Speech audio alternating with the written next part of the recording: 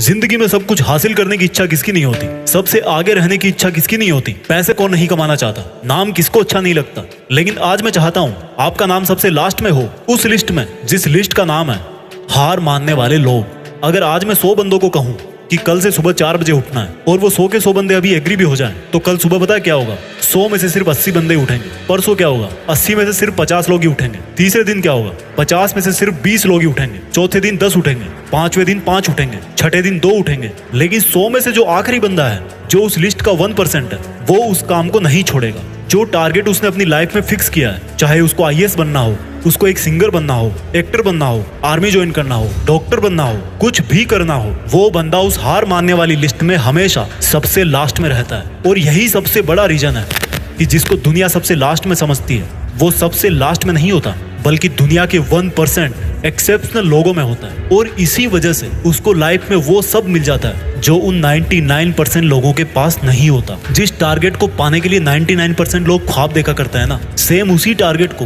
वो 1% बंदे हासिल कर लेते हैं जिन्होंने अपने 99% सुखों का त्याग कर दिया। 100% तो कोई भी नहीं होता, लेकिन परफेक्ट बनने का इरादा 100% होना चाहिए। और कुछ लोग तो उन 1% के भी 1% में होते हैं, लाखों में एक होते हैं, करोड़ों में एक होते हैं, पूरी दुनिया में गिने चुने होते हैं। लेकिन उनकी शुरुआत है ना, वो उसी लिस्ट से होती है जो मैंने आपको शुरू में बताई थी। जिंदगी में कुछ भी छोड़ने की हिम्मत कर लेना, लेकिन मेरे दोस्त, हिम्मत छोड़ने की हिम्मत मत करना। जिंदगी में किसी भी हार को गले लगा लेना, लेकिन हिम्मत हारने की हार को कभी गले मत लगाना। अगर आपको दुनिया के 1% लोगों में आना है, तो उस माइंड सेट से बाहर निकलना पड़ेगा जिसमें आपके आसपास के 99% लोग फंसे हुए हैं। वो 99% लोग यही सोचते हैं कि जो काम आप कर रहे हो उससे कोई फर्क नहीं पड़ता। लेकिन मैं कहता हूँ फर्क पड़ता है मेरे भाई।